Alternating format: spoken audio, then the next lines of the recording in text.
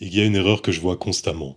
Les gens pensent qu'ils n'ont pas le bon programme, pas les bons exercices, pas la bonne alimentation, parfois même pas le bon coach. Alors, ils changent, encore, encore et encore, pensant que la solution se trouve tout simplement dans le changement. Pourtant, le problème n'est presque jamais la méthode. Le problème, c'est qu'ils changent avant même de lui avoir laissé le temps de produire des résultats. Et cette mécanique psychologique dépasse largement le cadre de la musculation. On peut la retrouver absolument partout. Comment en arrivons-nous là? Pourquoi changeons-nous tout le temps de direction dès que cela devient trop difficile, trop inconfortable, ou dès que les résultats ne sont pas assez satisfaisants à notre goût? C'est très simple, tout simplement parce que notre cerveau adore la nouveauté. Tout d'abord, une nouvelle méthode apporte immédiatement de l'espoir. Bien évidemment, ça fait quelques semaines que vous appliquez une méthodologie, vous êtes motivé vu que c'est le début, vous êtes plein d'espoir en pensant atteindre votre objectif très rapidement.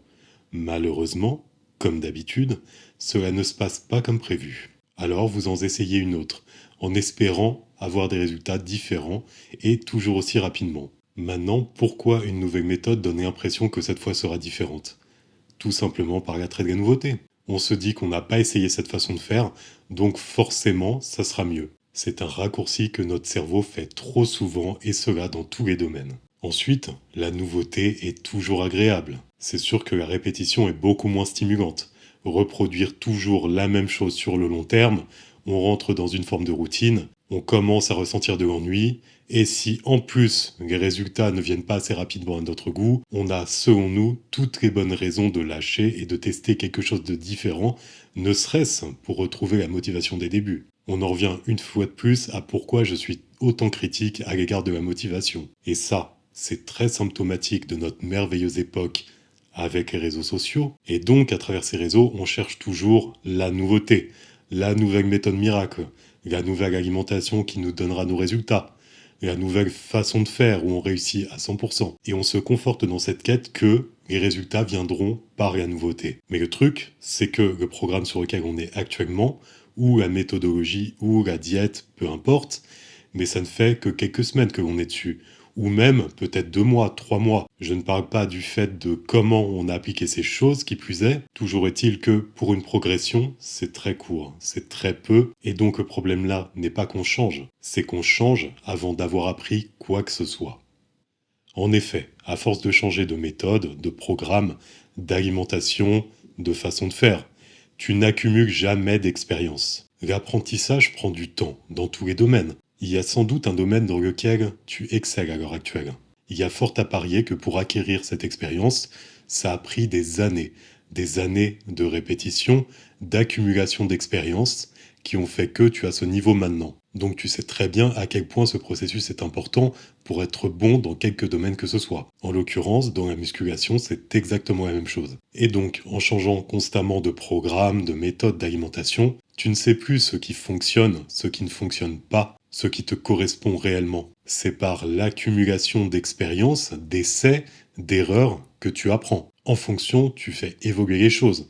Mais si tu changes complètement ton approche, ce que tu es en train de faire, tu n'as pas accumulé ces retours d'expérience. Et donc, tu ne progresses jamais vraiment. De même, en changeant constamment d'approche, de méthodologie, tu accumules des méthodes, pas des résultats. Tu apprends des choses théoriquement, mais sans l'application de la réalité du terrain. Et ça, on l'observe très souvent dans notre environnement à l'heure actuelle. Peut-être même que ça t'est déjà arrivé, moi ça m'est déjà arrivé. Mais tu vois un mouvement sur les réseaux ou un programme un peu tendance. L'influenceur en question te dit que c'est le secret pour obtenir le résultat que tu espères avoir. Donc tu vas l'appliquer tout de suite. Tu vas arrêter le programme que tu faisais pour appliquer ce nouveau programme. Or, ça faisait juste 1 mois que tu étais sur ce programme.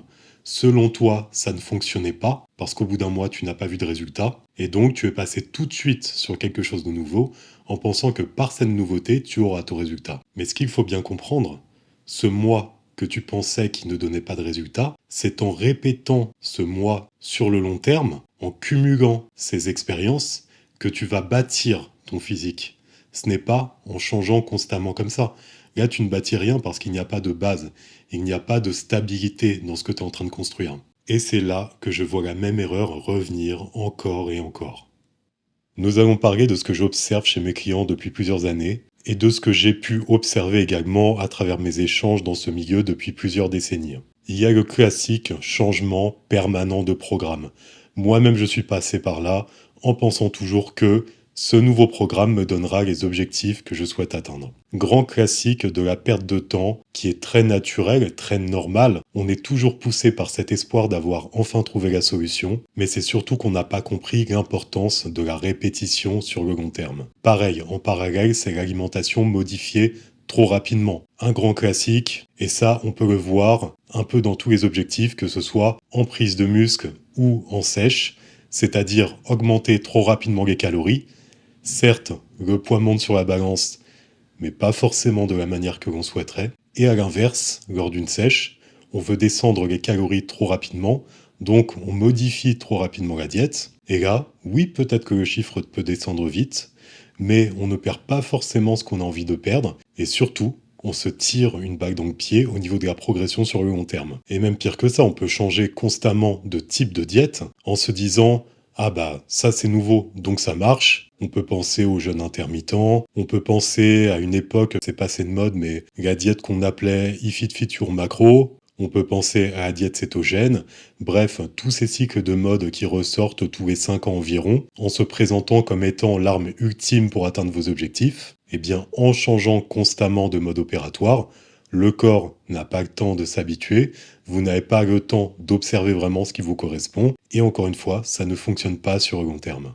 Ensuite, le grand classique, l'exercice qu'on va changer parce qu'il y a une vidéo Instagram qui a dit que cet exercice était celui qu'il fallait pour exploser vos bras. Celui-ci, on ne s'en lasse pas, il ressort constamment. Maintenant, dans quel contexte est appliqué cet exercice? Est-ce qu'il est exécuté de la bonne façon par rapport à votre morphologie? Est-ce qu'il a du sens dans votre programme? Et surtout, est-ce que c'est ce supposé exercice magique qui va tout changer sur votre physique? Ou ne serait-ce pas plutôt l'application constante d'exercices sur lesquels vous progressez sur le long terme qui changera votre physique? Enfin, ce que je vois très souvent, c'est la remise en question systématique au moindre plateau. Plateau de stagnation, plateau d'inconfort, bref, tout ce qui est indissociable de toute évolution en musculation. C'est constitutif de votre progression en fait. On y est tous confrontés, ce serait beaucoup trop beau si l'évolution pouvait être linéaire sur le long terme. Mais un plateau de stagnation ne veut pas dire qu'il faut changer de programme tout de suite. Au contraire, ça veut souvent dire qu'il faut persévérer dans la même direction pour débloquer ce même plateau et ensuite passer au stade supérieur. Bien évidemment, l'importance du contexte, là j'évoque de grandes idées. Bien sûr que si vous faites tout exactement de la même façon, sans par exemple mettre en place de surcharge progressive, en faisant exactement les mêmes séances d'une semaine à l'autre, même nombre de répétitions, même charge, vous êtes sur la même diète depuis 1 an et votre physique ne bouge plus depuis plusieurs mois, là, effectivement, il y a peut-être quelque chose à modifier. Mais là, bien évidemment, je parle des cas de plateau de stagnation que l'on rencontre tous normalement dans notre parcours et qui sont juste des indicateurs que notre corps a commencé à s'adapter et qu'il faut donc persévérer, continuer à progresser dans la même direction pour débloquer ce plateau et continuer à avancer. En fait, ce qu'il faut se dire, c'est qu'une méthode moyenne appliquée pendant 1 an donnera presque toujours plus de résultats qu'une méthode parfaite abandonnée au bout de 3 semaines. Suite à tout ce que nous venons de voir, la question à se poser serait comment savoir si tu dois vraiment changer, si c'est le moment de changer de programme, d'alimentation, de méthode, de façon de faire? Eh bien, pour répondre à cette question, tu vas te poser une autre question. Est-ce que ma méthode ne fonctionne pas? Ou est-ce que je suis trop impatient? Bien souvent, c'est l'impatience ton problème. En fait, il y a une grosse différence entre une méthode réellement inefficace et une méthode qu'on n'a jamais réellement appliquée. Et le fond du problème en musculation est là. Au-delà du programme, de l'alimentation, c'est notre manière de les appliquer qui compte, plus que tout. Et c'est là-dessus que nous faisons le plus preuve de mauvaise foi. Est-ce qu'on s'implique réellement dans nos séances? Est-ce qu'on pousse vraiment nos séries? Est-ce qu'on va vraiment chercher de l'inconfort? Bien sûr, il y en a pour qui c'est le cas, mais pour énormément de personnes, ce n'est pas le cas. Moi le premier pendant de nombreuses années, je pensais le faire, mais je me mentais à moi-même, clairement. Et le truc, c'est que c'est un biais récurrent que j'observe très souvent. Et on va se plaindre du fait de ne pas progresser, de ne pas avancer, mais on ne s'implique pas dans ce que l'on fait. On ne s'investit pas, on ne se concentre pas, on ne s'engage pas. À partir de là, les résultats sont en adéquation avec ce manque d'engagement. Combien s'arrêtent à 10 répétitions parce qu'il y a marqué 10 sur le programme et ils peuvent en faire au moins 15. Bien évidemment, je ne rentre pas non plus dans l'autre extrême, c'est-à-dire aller toujours au bout du bout sur chaque série.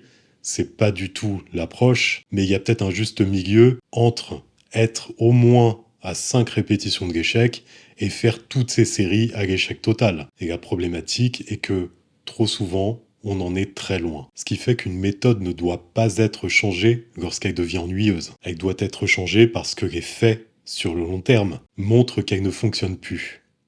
La prochaine fois que tu auras envie de tout changer, demande-toi si tu cherches vraiment une meilleure méthode ou simplement une nouvelle dose d'espoir. Parce que parfois, la meilleure décision n'est pas de repartir de zéro. C'est de continuer suffisamment longtemps pour enfin découvrir ce que ta méthode est réellement capable de produire.